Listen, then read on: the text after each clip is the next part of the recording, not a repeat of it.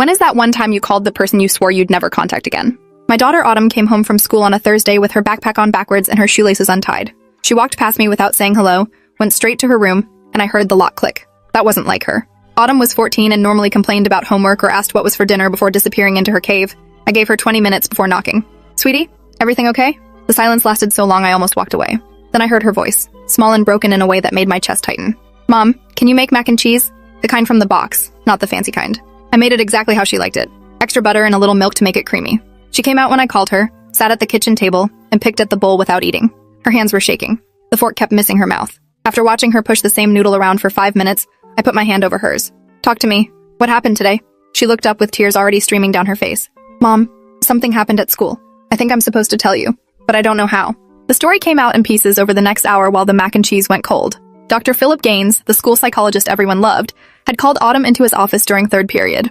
He said her teachers were concerned about her anxiety levels and wanted to do a wellness check. Autumn thought it was normal because she'd been stressed about her geometry grade and her friend group drama. Dr. Gaines closed the door, locked it, and told her that sometimes physical release helps with stress.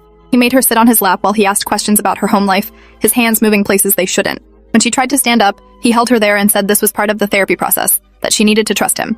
He told her if she mentioned this to anyone, they'd think she was lying because he was a respected professional with 20 years of experience. Everyone would believe him over a teenage girl with anxiety issues. He'd already documented her mental health concerns in her file, which meant anything she said would sound like teenage drama or attention-seeking. The session lasted 30 minutes. He gave her a hall pass that said she'd been discussing academic stress. I spent that night throwing up in the bathroom while Autumn slept, or pretended to sleep in her room. My hands wouldn't stop shaking. I kept seeing her face when she described what happened. The shame and confusion and fear all mixed together.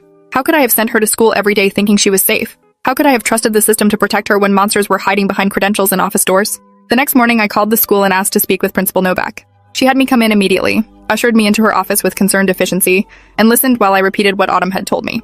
Her face went through several expressions: sympathy, shock, discomfort, before settling on something that looked like carefully managed doubt. "Mrs. Castellano, I understand you're upset, but Dr. Gaines is one of our most valued staff members. He's helped hundreds of students over the years. Are you sure Autumn isn't misinterpreting what happened? Sometimes teenagers dramatize situations when they're going through emotional periods." I felt my face get hot. "My daughter is not dramatic. She's terrified. She told me details that no child should know. This man assaulted her in your school, in his office, during school hours." Principal Novak's expression shifted to something colder, more administrative. "I appreciate your concern, but we have protocols for these situations. I'll need to investigate this thoroughly before taking any action. Making accusations against a staff member is serious. Dr. Gaines has an impeccable reputation. Without concrete evidence, this becomes a he said, she said situation. And frankly, Autumn does have documented anxiety issues that could affect her perception of events." I stood up so fast my chair fell backwards. "You're not going to do anything. You're going to protect him because he's been here 20 years and my